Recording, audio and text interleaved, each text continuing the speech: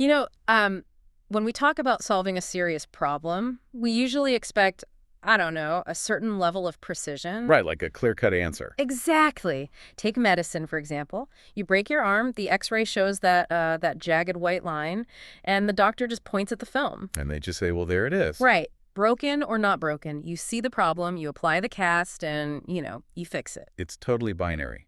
The evidence is just right there in front of you. And that is so comforting. I mean, because we fundamentally like things to be visible.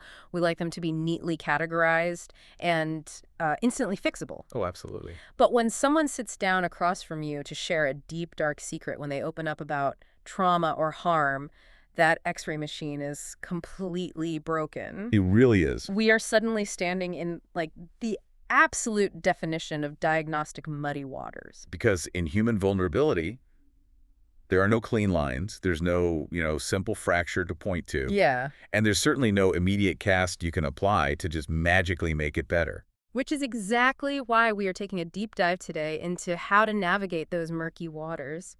And we're doing it by looking at, well, the life or death tactics of crisis negotiators. It's such a fascinating overlap. It really is. We are mapping their high-stakes strategies onto the incredibly delicate moments when someone discloses harm. We're basing this on a document titled, What a DSL Can Learn From a Crisis Negotiator. Right. And for anyone listening who might not know, a DSL is a designated safeguarding lead. Yeah, that's the person in a school or an organization whose specific job is child protection. But the reality is, whether you're a parent, a manager at a company, or, just a good friend, this matters to you. It applies to everyone. It does. We all face moments where someone we care about shares something deeply vulnerable. So learning how to navigate those first few minutes without accidentally causing them to withdraw, I mean, it's an absolute masterclass in human psychology. The stakes in these conversations are universal. How you respond to those initial moments of a disclosure can quite literally alter the trajectory of that person's entire life. Okay, let's unpack this. Because if we look at how a crisis negotiator actually operates, their very first move entering a volatile room is, honestly, completely counterintuitive. It really goes against all our instincts. Right. Imagine a hostage negotiator stepping into a crisis.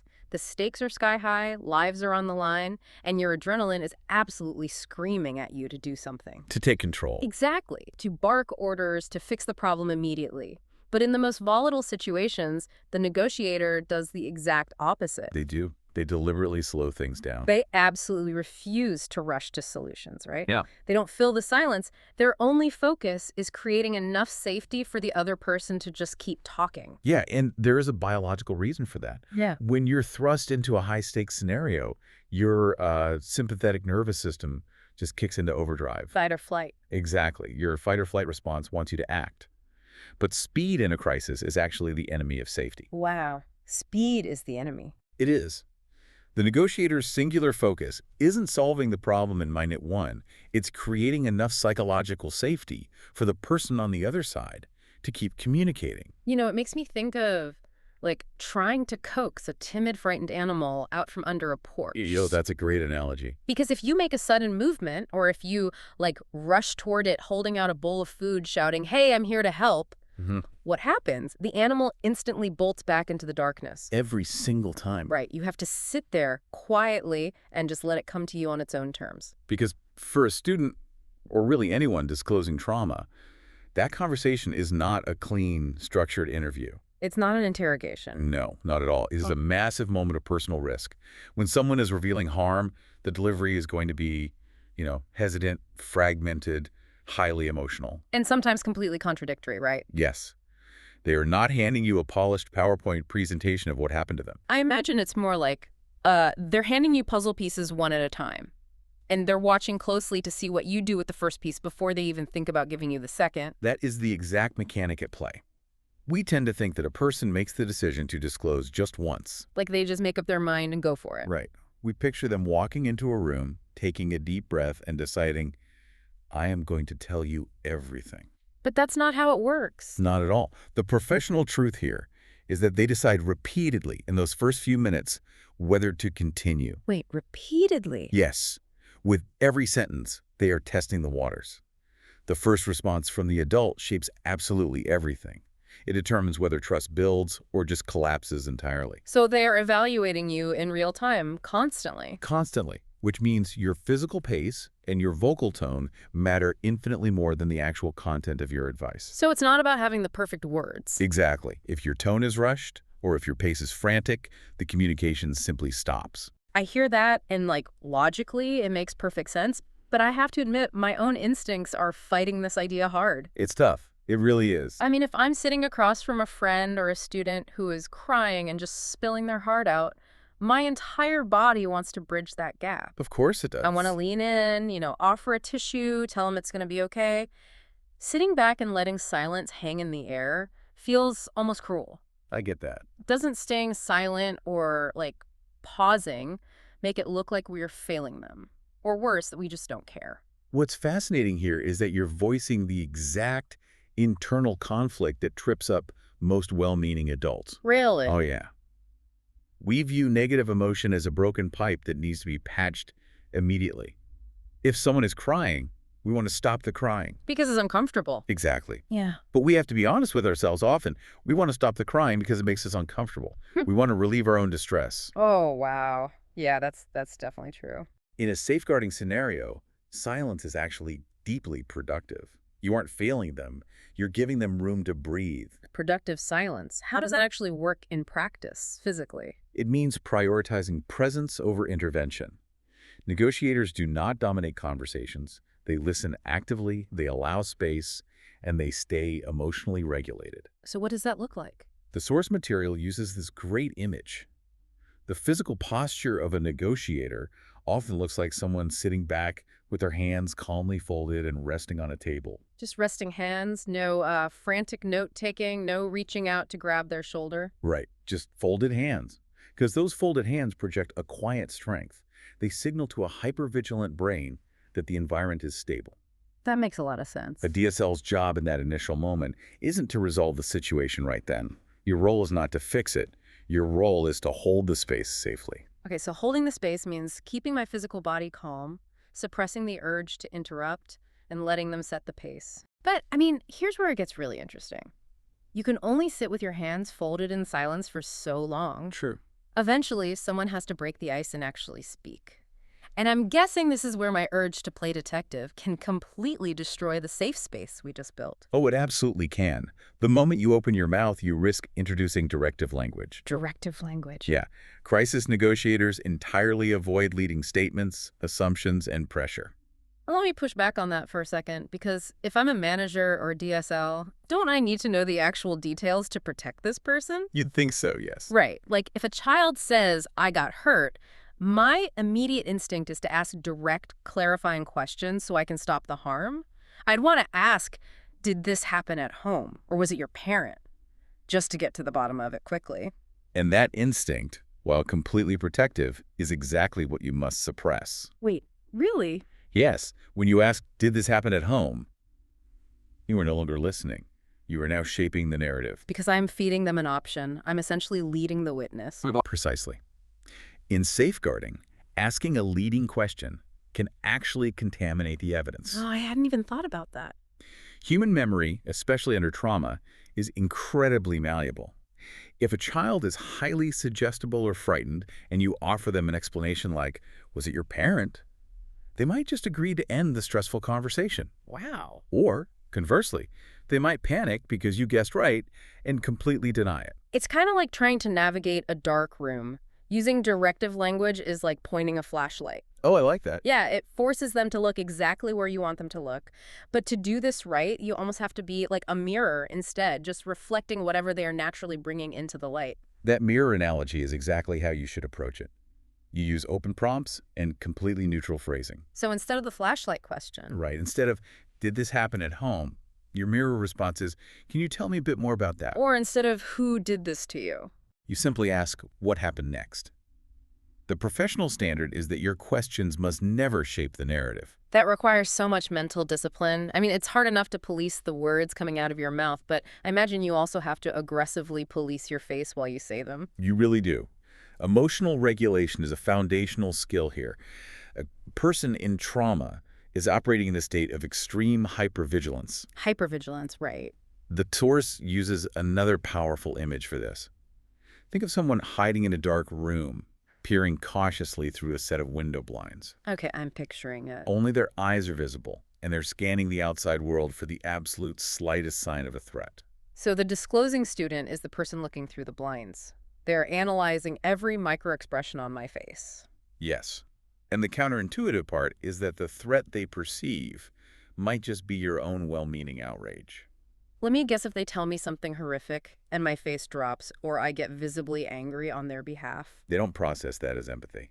They just see a volatile, angry adult and they assume they did something wrong by speaking up. That's exactly how the trauma brain processes it. Escalation is very often triggered by the responder's behavior, not just the situation itself. Because they're already on edge. Right. The student thinks, oh no, I've upset them. This adult is out of control now. I made a huge mistake by talking. And then what happens? The immediate result is that they may withdraw, change their account to minimize the damage, or simply stop speaking altogether. So your empathy, if it manifests as shock or panic or anger, even if that anger is directed at the abuser, it actually shuts down the disclosure. Yes, you must be the emotional anchor in the room. That requires a calm voice, measured responses, absolutely no visible judgment. You essentially have to absorb the shock without reflecting it back. Precisely.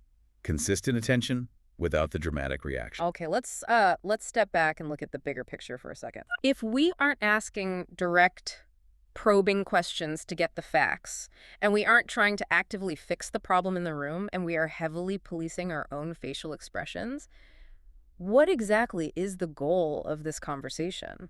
It's a fair question. I mean, if we aren't trying to extract the full story, what are we doing? We are building the architecture for the truth to eventually surface. You have to understand the fundamental sequence of human connection here. Which is? Information comes from trust. Trust comes from the relationship. Yeah. And relationship comes from listening. So listening is the actual tool of extraction, not questioning. Precisely. If you view a disclosure as an information extraction exercise, you will fail. It is about creating the conditions where the story can organically emerge. Because if you rush the information, You lose the trust. Exactly. which means you have to be totally comfortable accepting an incomplete narrative. Yes. You focus entirely on the student's experience, not your own administrative need for clarity. But, I mean, eventually action has to be taken, right? You can't just actively listen while a child remains in danger. No, of course not. The bad situation doesn't magically disappear just because you folded your hands and maintained a neutral face. So where does this actually lead? This is the honest bit from the source material. This is where the analogy of the crisis negotiator intentionally breaks down. Okay, how so? It's vital to understand the limits of mapping negotiation onto safeguarding, because a negotiator and a DSL ultimately have very different finish lines. Because a hostage negotiator is fundamentally trying to win, right? They want the suspect to surrender. They're maneuvering to control the outcome. Right. They are driving toward a specific agreement. A DSL, on the other hand, must never try to win a disclosure. Right. You are not negotiating an outcome with the child. While a negotiator works toward an agreement, a DSL works toward protection. You have to remain fiercely non-directive. Because my conversation with them is just the starting line, not the finish line. Exactly. The goal of that conversation is not to resolve the crime or fix the abuse right there in the room. The goal is a safe transition. A transition, okay. You are acting as a bridge. You gather whatever fragments emerge naturally, and then you safely transition that information into multi-agency safeguarding processes. Let's demystify that term a bit. Multi-agency safeguarding processes. Basically, you are taking the baton from the student and handing it to the professionals who actually investigate and intervene, right? Like social services or law enforcement. That's a great way to picture it. You don't have to be the detective, the judge, and the jury all at once. You just have to pass the baton without dropping it. Yes. You record the disclosure accurately using the child's exact words, you escalate it to the proper authorities, and you ensure ongoing support is set up for the student. You're just the first link. You are the first link in a much longer chain of protection. You just have to make sure your specific link holds strong. You know, this really zooms us out to the organizational level, the leadership layer, because everything we've talked about today, the patience, the non-directive language, the emotional anchoring, that is incredibly difficult to do. It's exhausting. Yeah. It actively fights against our human nature to intervene. So if you're running an organization, a strong safeguarding culture completely relies on consistency across the board. It's a massive leadership challenge. Yeah. There is a system-level question any leader needs to ask themselves today. What's the question? If a student disclosed harm to any adult in your organization today, would they experience the exact same quality of response? Man, that is a heavy question. It is. If a student talks to the math teacher, the cafeteria worker, or the principal, do they get that same calm, non-directive, folded hands presence? Exactly. Or do they get panic from one, a barrage of interrogating questions from another, and like deer in the headlights silence from a third? Consistency is what creates a true culture of safety. If the response to vulnerability is unpredictable, the environment itself is fundamentally unsafe for disclosure. Because it's a gamble. Right. It's- Students and people in general need to know they will be listened to, not investigated, regardless of who they approach. So, as we wrap up this deep dive, let's distill all of this into a golden rule for you listening. Whether you're a formal DSL in a school, a manager dealing with an employee in crisis, or just a friend sitting across a coffee table, It applies everywhere. it really does. When you find yourself in the middle of a highly vulnerable conversation, ask yourself this one specific question. Am I trying to move this conversation forward, or am I creating the space for it to unfold safely? That's the core of it. If you feel that adrenaline spike, if you find yourself pushing, prompting, and rushing for clarity, Yeah. you need to pull back. Just slow down. The crisis negotiator doesn't force clarity. They create space. And within that space, the truth begins to emerge. Safeguarding demands that exact same discipline. It really is a profound shift in how we think about communication. It forces us to entirely rewire our default settings. It does. And, it leaves me with a final thought that extends far beyond the walls of a school or formal safeguarding. Yeah, think about it. If the true goal of a high-stakes conversation is simply creating enough safety and slowing down so the truth can naturally emerge, what happens to all the unspoken truths in our daily personal relationships? Oh, wow. That's an interesting angle. I mean, we live in a modern world that constantly prioritizes efficiency, right? We send quick texts, we read summaries, we tell each other to just get straight to the point. We're obsessed with it. We value speed above almost everything else. But if speed is the enemy of vulnerable truth, could our absolute obsession with efficiency be the very thing keeping us from truly understanding the people around us? That is a phenomenal question. It makes you realize that maybe we're all walking around with our own internal X-ray machines, expecting everything in our lives and everyone in our lives to be clear, clean, and instantly diagnosable. We just want the quick fix. We want that jagged white line on the film so we can fix it, check the box, and move on. But human beings aren't broken bones. We're complicated, we're messy, and sometimes we just need someone to sit in the murky waters with us, fold their hands, and let us take our time. Beautifully put. Something to think about the next time someone says, "Hey, can we talk?"